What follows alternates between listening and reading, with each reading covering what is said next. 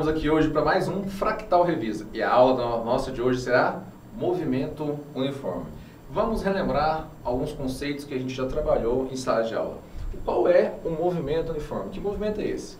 O movimento uniforme, como você bem vai lembrar, é aquele onde a minha velocidade escalar ela é constante e diferente de zero. Bom, a gente sabe que na prática não são muitas as situações onde você se depara com o movimento uniforme. Mas você pode encontrar um movimento uniforme aonde?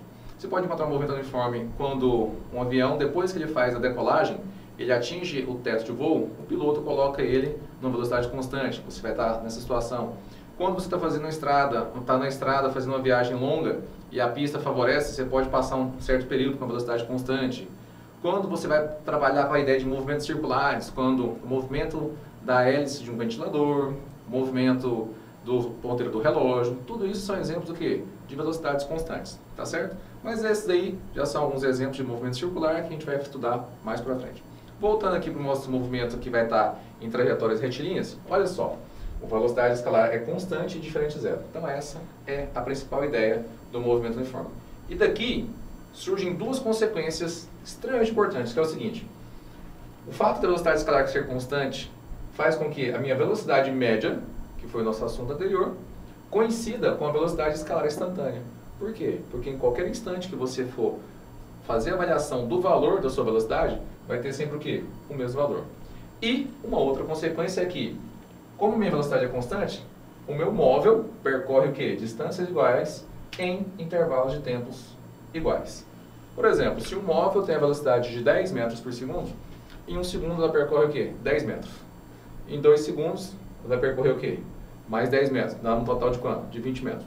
Lá no 15º segundo, quanto ela vai percorrer? 10 metros. Ok? Então essa é a ideia da velocidade constante. E daqui a gente pode conseguir o quê? A gente pode construir uma função horária.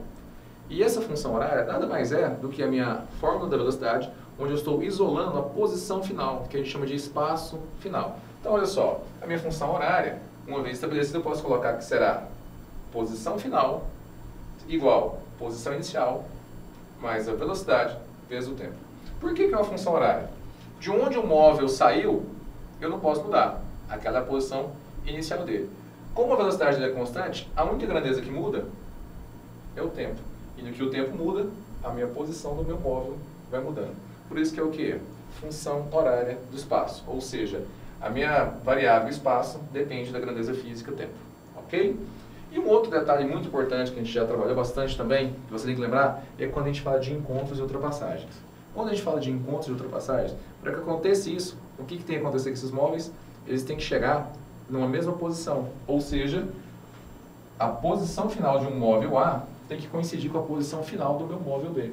Tá certo? Para que a gente possa falar de encontros e ultrapassagens. Vamos ver um exemplo disso aqui? Então vamos lá.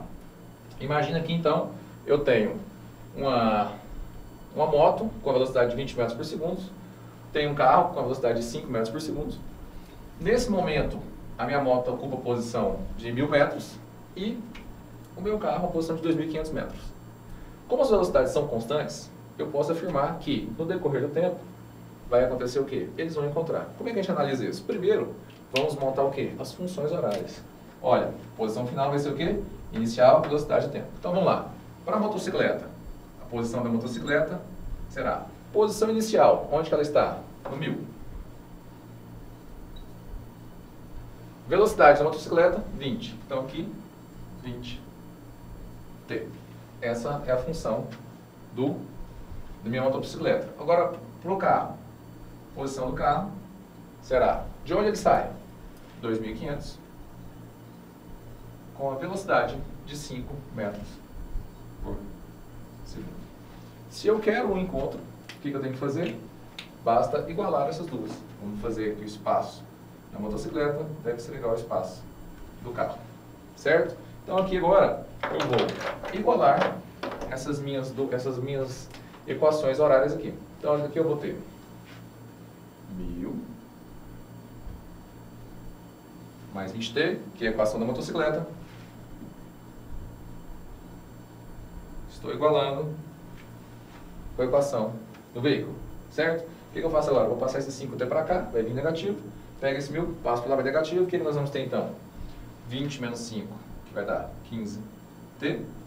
2.500 menos 1.000, que vai dar 1.500. Aqui. Passo o 15 dividido, 1.500 dividido por 15, nós vamos ter um tempo de 6 segundos. Então, ó, após 100 segundos de deslocamento, a moto consegue encontrar o carro. Tá certo?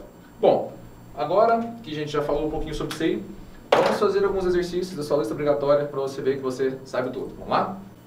Bom, pessoal, então na sua lista obrigatória aí, você tem o exercício 4 que diz assim: a luz e o som gerados por um raio propagam-se em linha reta até um observador localizado a 3.400 metros de distância. Sabendo que as velocidades da luz e do som no ar são, respectivamente, 3 vezes 10 oitava metros por segundo e 3,4 vezes 10 ao quadrado metros por segundo, a razão entre os tempos de propagação da luz e do som, trovão, até o observador tem qual ordem de grandeza? Bom, então olha só, existem várias formas para você estar resolvendo este exercício. Uma forma que você tem é calcular o tempo que ele gasta para ver o clarão e calcular o tempo que ele leva para escutar o som, tá certo? Bom, esse é um jeito mais simples. Eu vou fazer de um outro jeito aqui para você. Porque nesse caso, eu tenho que a distância. Mas e se for um exercício onde a minha questão não trouxer no comando ali, qual é a distância que o observador está? Então você vai ver como fazer isso sem se preocupar com a distância. Bom, vamos lembrar aqui o seguinte, ó. Velocidade vai ser distância dividida pelo tempo. Distância é velocidade vezes o tempo. E o tempo é o quê? A distância dividido pela velocidade. Correto? Então vamos lá. Vou colocar tudo numa relaçãozinha aqui, ó. Então, ó, tempo da luz sobre tempo do som, que é o que ele me pediu. Aqui então, ó, quem é o tempo da luz? Vai ser o quê? A distância que a luz percorre dividido pela velocidade da luz. Então a distância que ela vai percorrer aqui vai ser d, e aqui a velocidade que ele tem é 3 vezes 10 a oitava. O tempo do som vai ser a distância que o som percorre, que é d, dividido pela velocidade do som, 3,4 vezes 10 ao quadrado. Correto? Bom, o que eu tenho aqui agora? Uma divisão de fração. O que nós vamos fazer? Conserva a primeira fração e multiplica pelo inverso da segunda. Então aqui vai ficar, primeira fração, distância dividido pela velocidade da luz, multiplica pelo inverso da segunda, que vai ser velocidade do som dividido pela distância. Perceba que aqui eu sei que é 3.400, mas vamos supor que eu não soubesse. Como o observador é o mesmo, então a distância necessariamente vai ser a mesma. Então, independente do valor que ele tiver, ó, não depende da distância essa relação entre os tempos. O que me sobrou aqui então? Velocidade do som, que é quem? 3,4 vezes 10 elevado ao quadrado, dividido por velocidade da luz, que é 3 vezes 10 oitavo. Ok? Bom, aqui o que eu faço? 3,4 dividido por 3 vai dar uma dízima, então vai ser 1,133 e assim vai, certo? Aqui, divisão de potência vezes conserva a base e vou subtrair o expoente do numerador pelo expoente do denominador. Então vai ficar 2 menos 8, que vai ficar menos 6. Bom, cheguei no meu tempo. Ah, então isso aqui está dado em segundos? Em segundos não. Quando você está dividindo duas grandezas, nossa resposta é o quê? Adimensional, não tem unidade. Então aqui, o que eu vou fazer? Está escrito em notação científica. Eu vou verificar se esse valor aqui ele é maior ou se é menor que quem? Que é a raiz quadrada de 10. Raiz quadrada de 10 é aproximadamente 3,16. Por quê? Se esse valor é menor do que 3,16, eu mantenho essa potência aqui. Se esse valor for maior ou igual, eu vou somar uma unidade ao expoente. Como ele é menor, então eu mantenho a minha ordem de grandeza será 10 elevado a menos 6. Ok? Tranquilo? Muito bem. Agora vamos fazer mais um. Bom, então agora vamos fazer aí o exercício 5 da sua lista obrigatória. Ele diz assim: filas de trânsito são comuns nas grandes cidades e duas de suas consequências são o aumento no tempo da viagem e a irritação dos motoristas. Imagine que você está em uma pista dupla e enfrenta uma fila.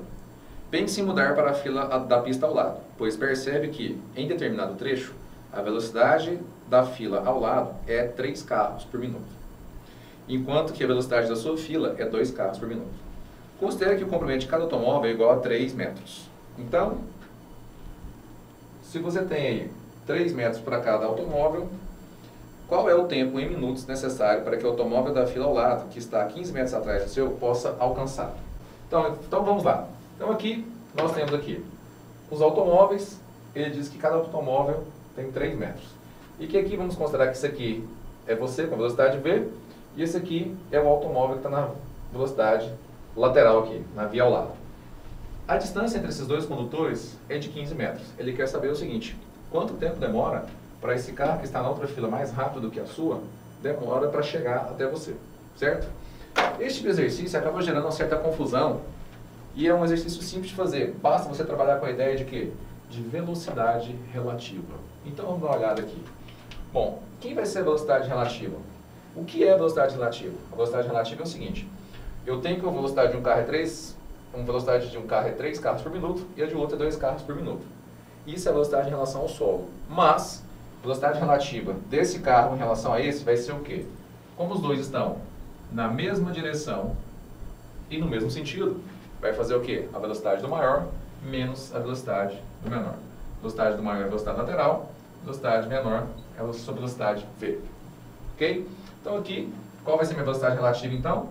A velocidade do maior, que são 3 carros por minuto, menos a do menor, que são 2 carros por minuto. Então nós temos uma velocidade relativa, que ele está em relação ao seu carro, de 1 carro por minuto. Essa é a velocidade relativa. Bom, então agora vamos olhar o seguinte. A velocidade de 1 carro por minuto. Tudo bem. Se ele está a 15 metros atrás, vamos fazer o seguinte. 15 metros não é a distância que ele me deu? Muito bem. Então se eu pegar aqui 15 metros e dividir por comprimento de cada carro tem quantos metros? 3. Então, no espaço de 15 metros, quantos carros cabem no engarrafamento? Cabem 5 carros. Então, se ele está o quê? A 5 carros atrás. Correto? Se a velocidade é de 1 carro por minuto, então são quantos minutos? 5 minutos. Que é o que a gente está procurando. Tranquilinho, né? Muito bom mesmo. Bom, vamos fazer mais um agora. Vamos lá, vamos fazer agora a questão número 12 da sua lista obrigatória. Ele fala assim: 2 trens, um de carga e outro de passageiros, movem-se nos mesmos trilhos retilíneos e em sentidos opostos, um aproximando-se do outro, ambos com movimentos uniformes, conforme está a figura abaixo aí. O trem de carga de 50 metros de comprimento tem uma velocidade de módulo igual a 10 metros por segundo, e o de passageiros uma velocidade de módulo igual a v. O trem de carga deve entrar num desvio para que o de passageiros possa prosseguir viagem nos mesmos trilhos, como ilustra a figura. No instante focalizado, as distâncias das dianteiras dos trens ao desvio valem 200 e 400 metros, respectivamente. Calcule o valor máximo de V para que não haja uma colisão. Então, olha só, nesse caso aqui, eu tenho aqui esse trem, ele quer saber o valor desta velocidade aqui, valor máximo que ele pode ter para que não haja colisão. Então, vamos lá. Aqui eu tenho um trem de carga que está vindo aqui, deve entrar nesse desvio e passa para cá, ao passo que esse trem de passageiros está chegando até aqui. Como é que a gente vai fazer para calcular essa velocidade aí? Vamos lá. O melhor jeito de a gente verificar aqui é o tempo que esse trem tem para chegar até aqui é exatamente o tempo que esse trem tem para passar por todo o cruzamento. Então basta eu vir aqui e fazer o seguinte, ó.